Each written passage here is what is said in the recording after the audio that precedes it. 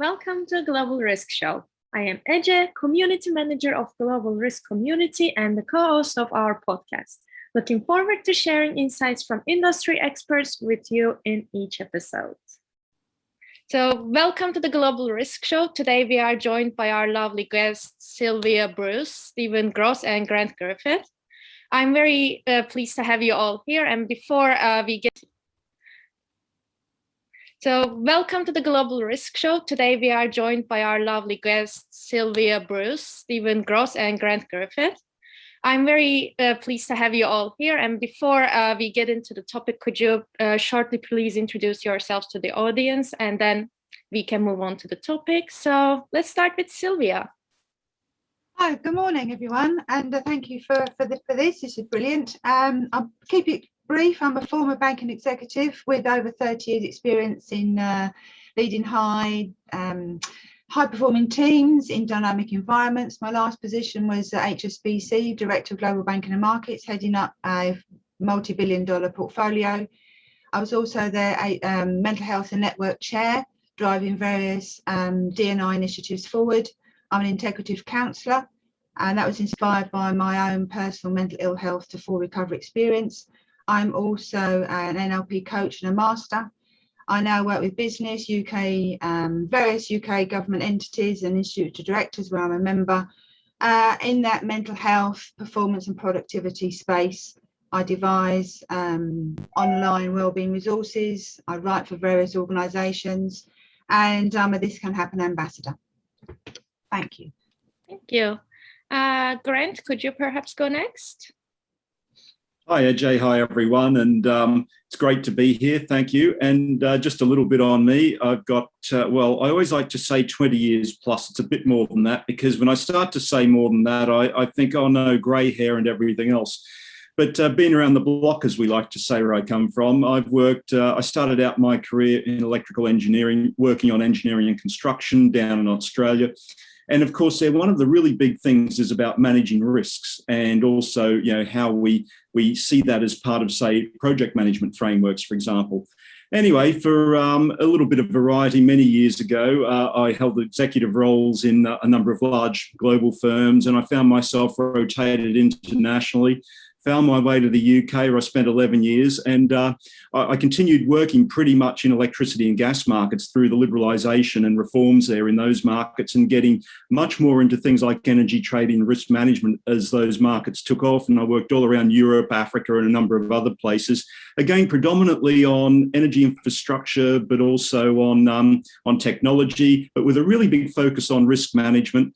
And in more recent years, especially since moving to Turkey, my work's been still focused on risk management, corporate governance, transformation, where I've worked on transforming quite a number of organisations, from banks to energy and utilities companies and others. These days, I'm one of the co-founders, along with my learned colleagues here, in Culture, Vision, Risk, and we look very much at things like the organisation, organisational performance, people analytics, and workplace culture. Why? Because culture is so important, not just for overall corporate performance, but also in managing risk. And if we can get the culture right, we can get a lot of other things right. Thanks. Steve. Thanks, Ece. Thanks, Grant. A lot like Sylvia and Grant, I come from a corporate background as well. Started in quality assurance, worked in production, and for around 20 years worked in HR across the globe, living in 8 different locations, covering regions like Southeast Asia, Middle East, Africa, Turkey, and Russia. These days, consulting, coaching, mentoring, and really working as a thinking partner for business executives in developing their business strategies. Currently based in Turkey, a little bit of time between Turkey and Vietnam these days. Back to you, Ece. Thank you all for sharing, and it's very nice to have experts like you that have kind of different backgrounds, but also matching in certain elements. So then I would say let's jump right into our topic, which is mental health and risk, of course. So obviously we have heard a lot about mental health in the recent years, especially with COVID. It is even brought, I think, a bit more light. It has become a hot topic. So let's kind of dive into how mental health interacts with risk management. And the idea is that we kind of make it conversation, just questions, and everybody please feel free to jump in to each topic. I will start with asking a question to Grant. So Grant, what is your opinion on mental health and risk? How do you think mental health can be associated with risk? Do you think it can be considered as a risk? Thanks, Ece. That's an interesting question. You can look at it from two perspectives, really. Firstly, we can look at it as causality for risk. So when we talk about particularly with any risk, and it may not just be about people, but it could be about even looking further under that causality. What actually drives people to do the things they do or take the decisions that they take? And what impact does that have on organisations? And I know Sylvia will talk about this in a lot more detail. I won't steal her thunder, but if people aren't functioning well, then we know we're going to get suboptimal performance, and a lot of the time that's reflected in the risk decisions that we take. And if we take poor decisions that expose an organisation or a group of people to a situation that could lead to an event that could have some adverse impact, then obviously that is a real concern. So we can look at it in terms of how it sort of drives people's decisions, how they're feeling, how they're acting, but also mental health as well. It can also, if mental health is present in the workplace and it's not recognised, it can have a much more what I'd call a macro impact on an organisation, because it's going to actually drive the culture in the wrong sort of direction. And again, you can have people risk, but we can actually see it manifested in terms of absence and presenteeism and those sorts of people risks, which, if we look at a people risk side of things, we are relying, and I know I'm not describing a risk exactly, but please allow me a bit of latitude. If we have, person X doesn't turn up to do a certain functional job, then, something's going to happen or we're not going to achieve an objective. Now, what drives that? It could be because mental health for the person or for the broader workplace is actually making people not wanting to turn up or people to leave an organisation. So what have we done? We've invested a lot of time and effort training those people, getting them engaged in the organisation, getting them to fulfil an important function. And if mental health isn't right in the organisation, it's driving the wrong sort of workplace culture and behaviour. People are just going to switch off, change jobs, leave. It makes the manager's job a lot more difficult and a nightmare for the HR people, right? Yeah. I agree, but I think Stephen, of course, would have more to add on the HR part of the things as well. So what do you think, Stephen? Well, I think Grant covered the HR part quite well for me already when he talked about, obviously, culture and the productivity risks in the workplace where your workforce is absent or sick. I think also, if you look from the most basic need, organisations have a duty of care to provide early identification and support mechanisms for those suffering mental health issues, such as stress and depression and anxiety. They can all be classified now as a disability, and in common law, these individuals mustn't be discriminated against. So an organisation has a responsibility to look after the health and well-being and the safety of its employees. It's also important to note that employers have a duty of care to prevent work-related ill health as well. So Grant talked about preventative measures. So, employers need to take responsibility for providing preventative measures as well. And how do you think perhaps they can identify those mental health or like certain factors which can impact the team or the company in a negative way and reduce performance, you think? So generally, in most workplaces, there would need to be some sort of annual survey that's done as part of its health and safety obligations, and there would be in most countries a minimum standard that would need to be applied. There would be questions that would need to be completed as part of that survey. And I think that would lead an organisation to know what minimum framework they should have in place. But the other types of things an organisation should be doing is having a regular pulse survey, employee pulse survey, which would have questions around how people feel about their jobs. Do they have enough time to do their jobs? Are they under pressure and stress? Do they have work-life balance? So that could be one measure.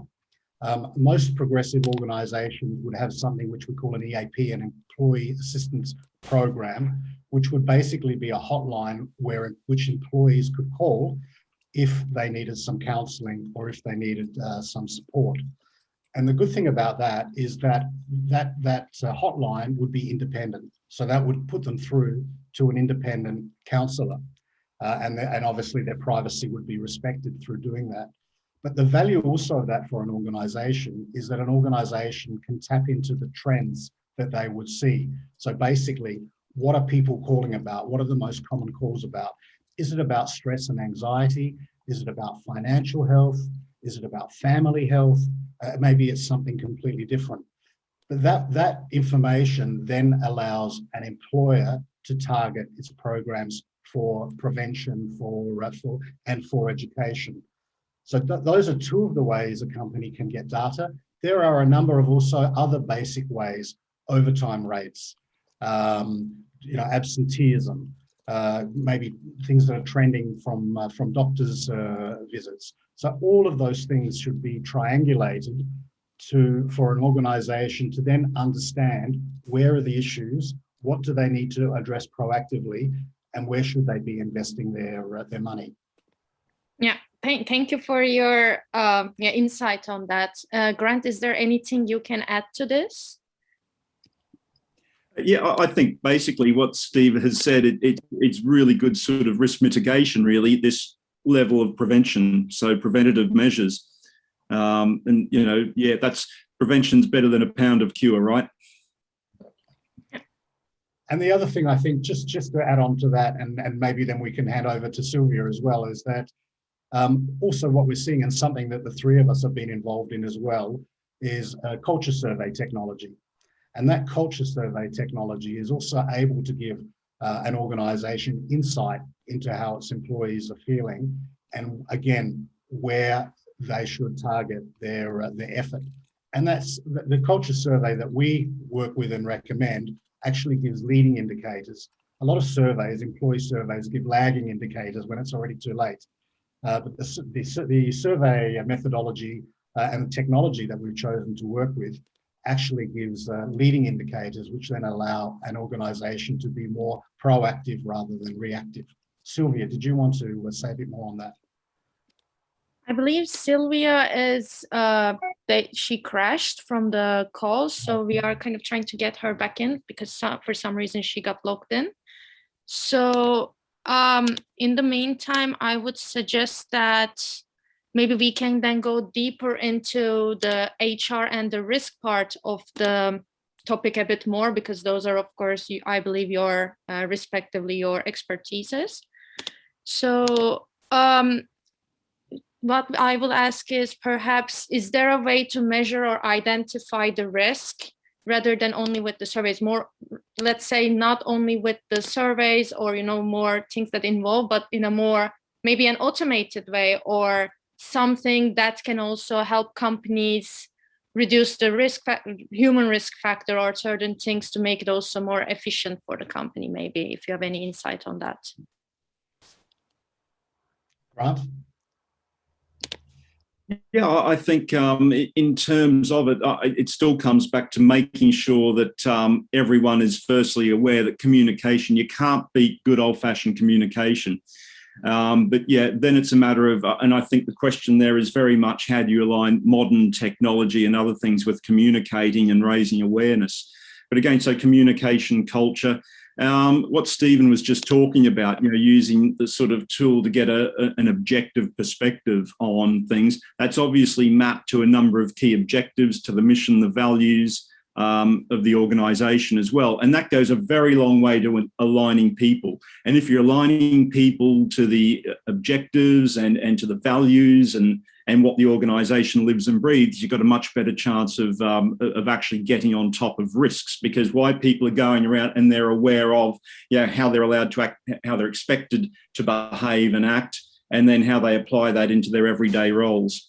And so really it should be a natural flow, but it's got to be, again, we need to shift this thing around risks. We're not just, hey, we're a risk department, bit like the classic, HR or finance sort of teams come in, hey, we're from finance, we're from HR, we're from audit, whatever, this is what we do and what you'll do. It's got to be pretty much like modern HR is. Risk management these days is about being embedded in the front line with the business, but with risk really helping to set up the tools and everything else. But it does need the support of the leadership, starting at the board and coming down. But technology is a great partner for that in terms of driving it and also getting the real-time information back as well. And Stephen, maybe you want to talk a bit more about maybe the getting sort of forward-looking views on things, talking about risk and other things. Sure. So I mentioned surveys, and people tend to think of surveys as a one-off event. And when you do a survey, it gives you a snapshot at a certain point in time about how people are feeling.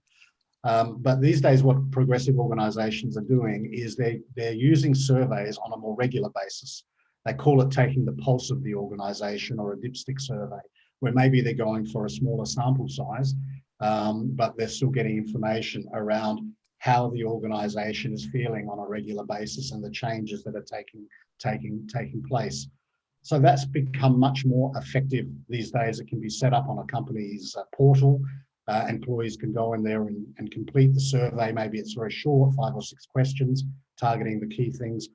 And that will give an organisation a more steady flow of information around how employees might be feeling and what they might need to do that.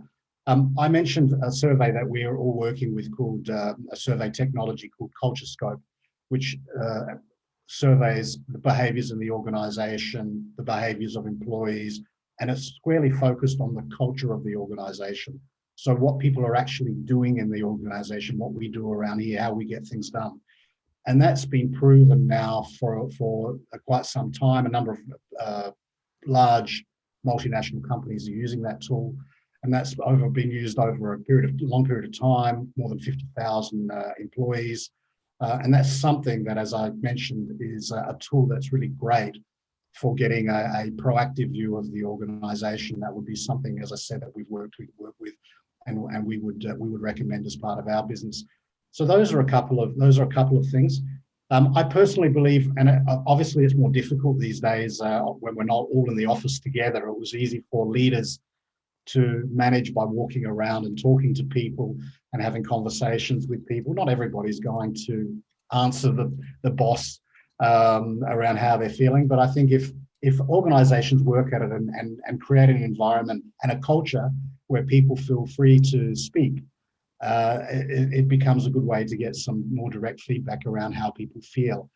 Now, as I said, there's a lot of talk about working from home, and now we're talking about hybrid working models. So it's unlikely we're all going to go back to the office together. But what I do see is a lot of leaders putting more importance on connecting with people at home individually and having more one-on-ones. And I think some of the survey information that I've seen is around leaders connecting individually with their people more than they have before. And I think then the first question is how are you feeling? Not everybody will be comfortable in sharing, but a number of people will, and that will give you some insight.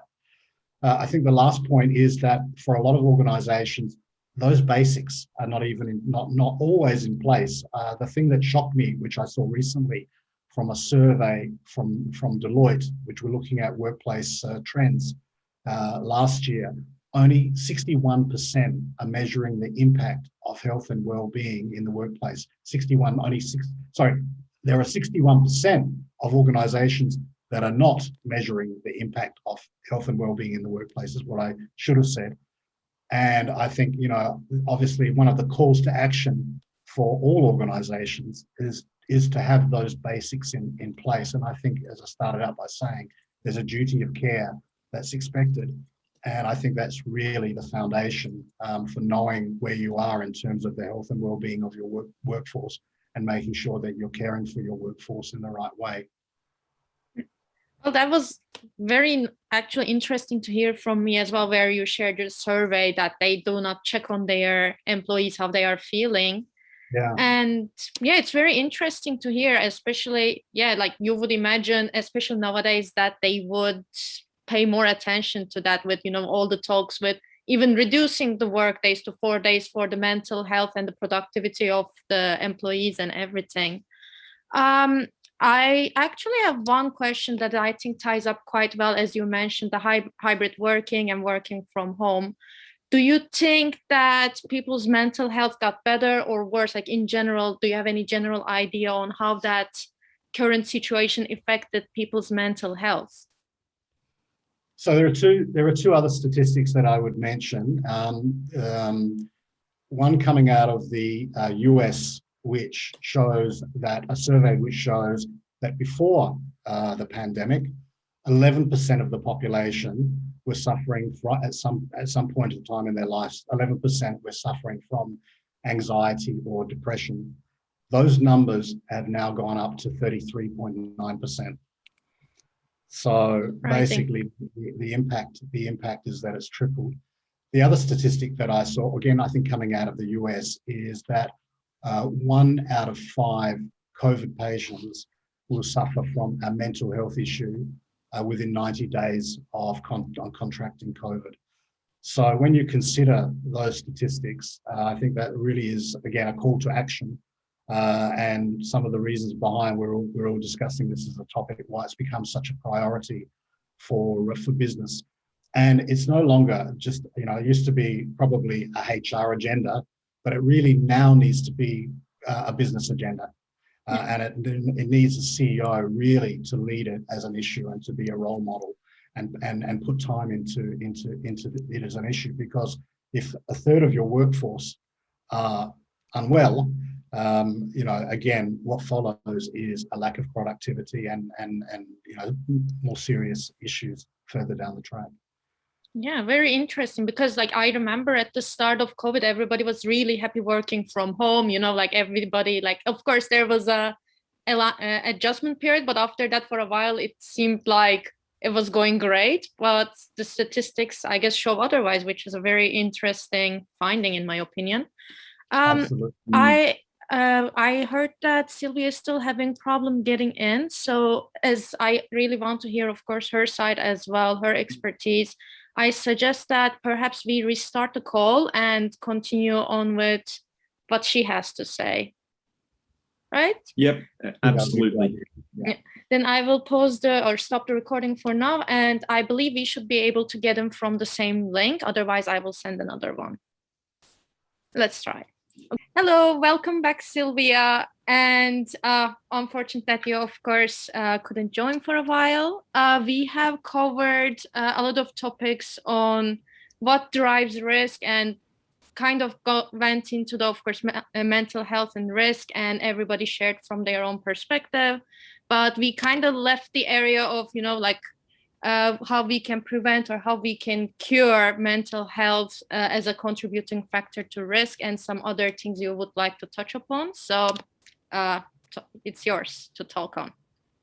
Okay, so I might be sort of going over and duplicating what Stephen and Grant have said, but I think it might be worth a reminder as to what mental health is, because from my experience, a lot of people, when they hear the term mental health, their automatic default is to think about depression, anxiety, PTSD, and all those things.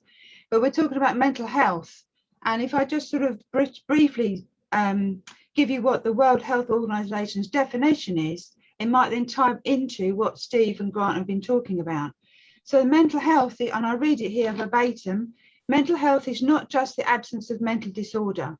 It is defined as a state of well-being in which every individual realizes their own potential, can cope with the normal stresses of life, can work productively and fruitfully, and able to make a contribution to their community and enable sound decision-making and informed choices.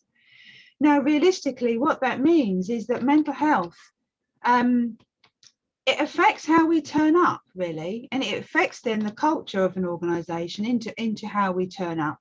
It affects our decision-making, our problem-solving, how we interact with people, our relationships, our physiology, our body language, how we communicate. So in terms of those things, if we link mental health into the impact that has on decision-making, then we have a situation where if someone's not fully functioning, which I think Grant has mentioned before, which we call presenteeism, excuse me, that can mean that We can have bad judgment. We can have missed opportunities. It might be a fantastic deal comes along, that golden opportunity, and someone will turn it down because they're not thinking clearly. There may be unrest and resentments with someone's not fully performing, people off sick and not, and of course, potential mistakes, errors of judgment, unable to manage in a crisis. The pandemic is a perfect example of that. Can people manage or not, whether they deal with the unknown or not? And in certain environments like the oil and gas industry and construction and mining and certain environments, it could also mean the difference between life and death. Someone might make an error of judgment and might not be fully functioning, flick that switch when they should, not make that decision in a crisis. And that, in terms of reputation, brand, stakeholder and consumer and customer confidence in that brand, in that organization.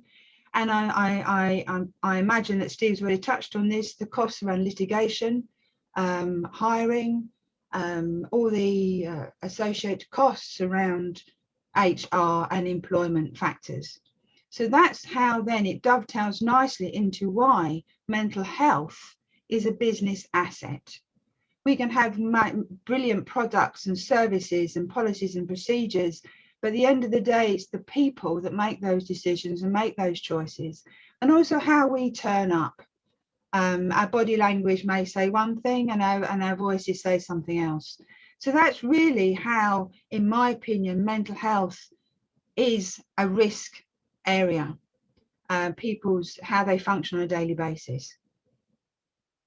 Yeah, and since I also heard you talk about, the opportunities, missed opportunities, or, enabling business, how well do you think mental health, or can you give some examples on how it can be a, enabler for the business performance and value creation, especially, and perhaps how organizations or employees can encourage speaking about their employees' mental health issues, or anything like that? I think also, again, if we look back to that definition of mental health, well, mental health then, if we're fully functioning, it improves our creativity, our innovation, our initiatives, our ways, our workaround, how, if there's an issue or a challenge, how we work around those issues and those challenges, that forward thinking, and that can actually make the difference between the difference between success and failure. So, and if we look in a workplace, in my opinion, mental health, given it affects our whole physiology, it can impact so many different things. It could impact harassment or bullying, speaking up, motivation, productivity, performance. So in that way, I think, to answer to your second question, I think it is around culture change. It is around that, the mentality that mental health is at the heart of everything that we do. It's what drives how we are and how we do things. And it's also really to treat our mental health as we do our physical health. People will tell their bosses or their managers that are HR, they're having difficulties with, I don't know, whatever it may be, and will go to the doctors and they will have treatment around that. Why is it not the same for our mental health? So it's enabling people to think that mental health is not the same as our physical health, which then will encourage this environment that it's okay to speak up if we do have a struggle. And again, remembering we don't have to give all the details. If someone has a struggle with their mental health, I'm sure they wouldn't tell the HRs of this world all the finer details. They'll just say, I've got a problem with, I don't know, my knee, or rheumatoid, or I've just had a diagnosis. So it's not always about telling everyone everything. And I think that's really how we can encourage people to speak up, that we treat it the same as we do our physical health. And again, and underneath that, that's also a business asset too. Yeah, thank you for your insight. And Stephen, since I heard the word culture change coming on a lot, maybe you also have something to add on to it. And of course, Grant, if you have also something to add. I wanted to build on a lot of the good points that Sylvia was making maybe first up. So there is actually research that suggests that companies that invest in mental health have 12% higher productivity. So, you know, it's a very clear example of how investing and taking care of it impacts. And Sylvia made a lot of good points around if you don't, some of the consequences. I actually, at one stage of my career, I covered we moved a factory from one part of the country to another, and we moved the workforce as part of that. We felt that we were doing the right thing by relocating people so that they could keep their jobs.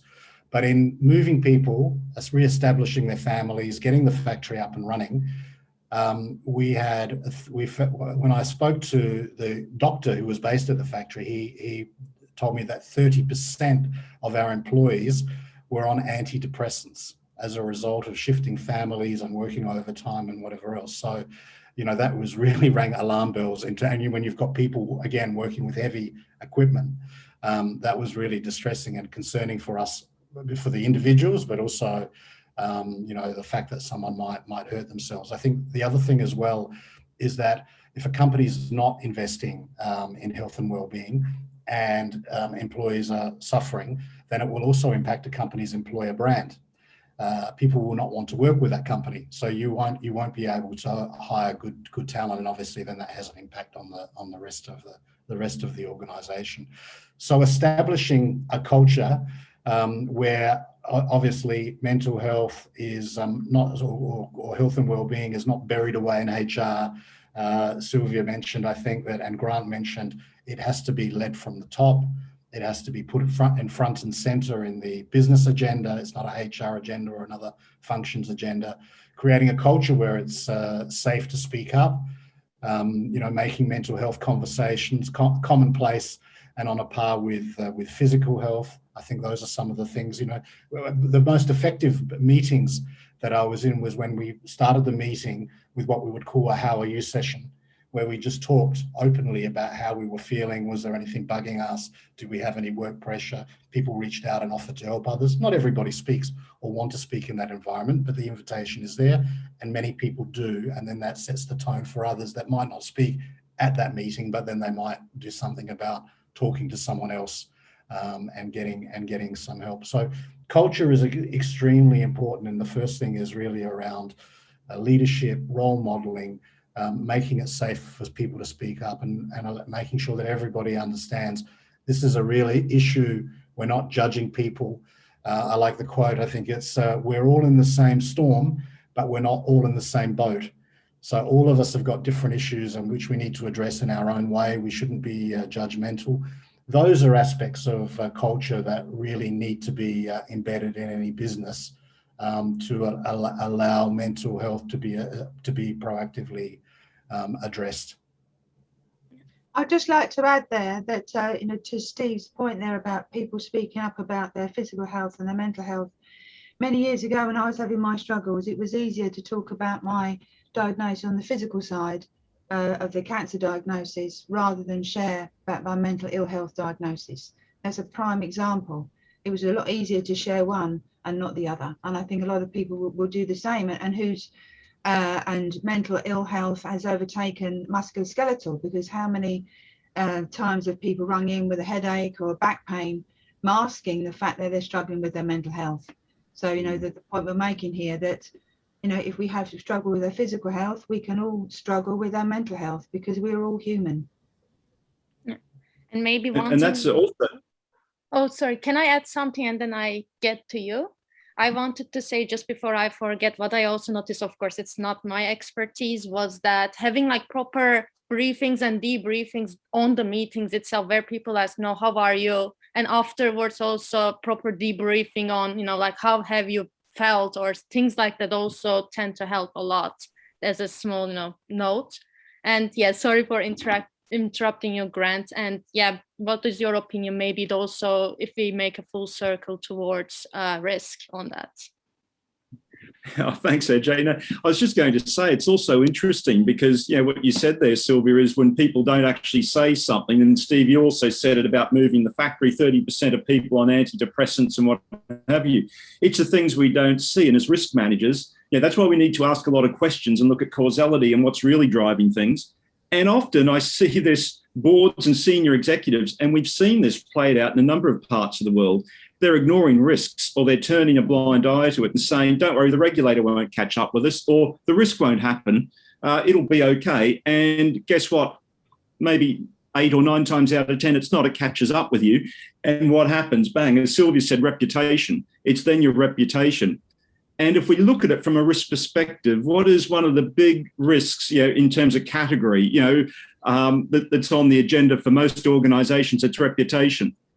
So these days, yeah, sure, we've got pandemic risk and we've got geopolitical, we've got digital and cyber, but reputation is still one of the big ones. And it's been a top 10 risk on the boardroom agenda, I think, for at least 6 or 7 years now.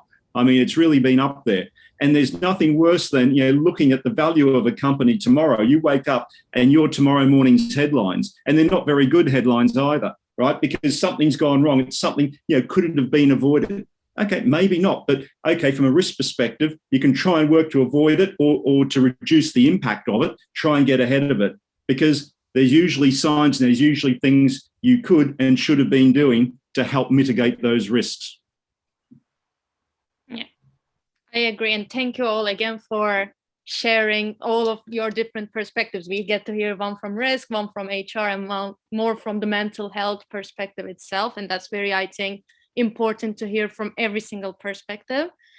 Since I believe we are coming to the end of our time for today, I'd like to ask you one last thing, and that is if there's anything you would like to add, of course, first of all, and otherwise a takeaway point from each one of you that our audience can, at least start implementing right away. Perhaps we can start with Grant. Wow. Okay. So I would just say, in terms of, and I'll put this from a risk manager's perspective, in your second line function as risk managers, try and always think about, what we see is not always what we're dealing with. And by that, I mean, what's going on in people's minds, because this is really a big performance differentiator. I'm not saying we have to try and unlock the secrets of what's going on in everyone's mind, but if we try and help encourage people to feel confident in speaking up on the sorts of risks they see, and a big part of this is, I think the terms, Sylvia will correct me if I'm wrong, but I think it's a form of safeguarding and creating safe working spaces.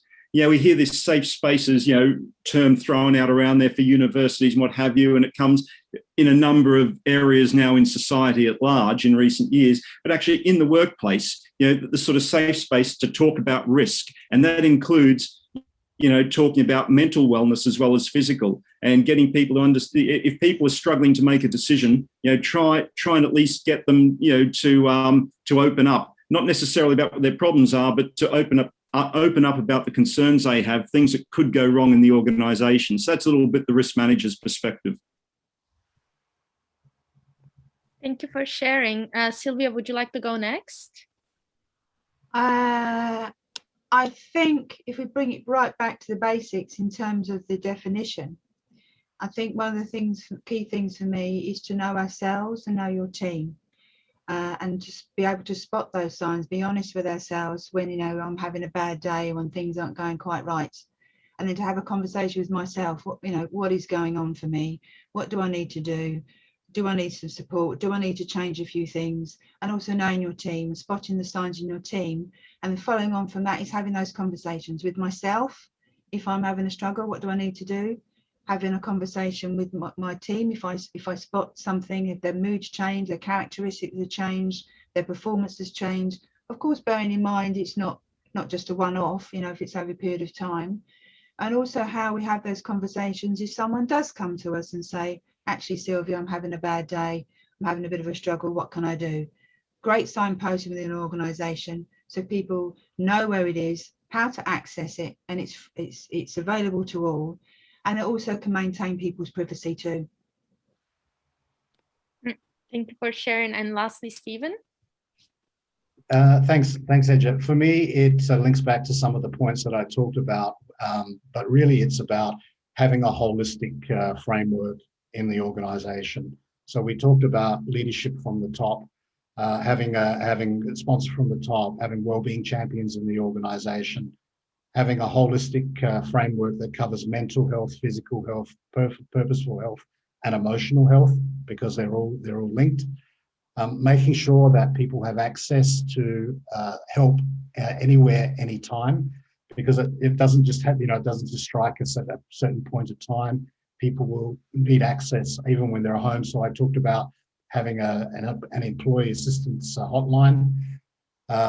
Fourth one is a use of data and technology. We talked about the fact that a lot of organizations are still not measuring what's happening in their organization when it comes to mental health. And then the last one is it needs to be democratized, because we have a lot of diversity in the workforce.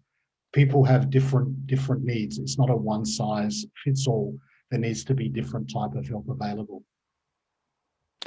Yeah, thank you for sharing. Unless if anybody has anything else to do, for today, I think it is at a good point to leave it at B, considering the time restraints. I believe Grant wanted to say something. Seeing that your microphone went off, on. No, I was just turning it back on to say thank you. It's been a great session.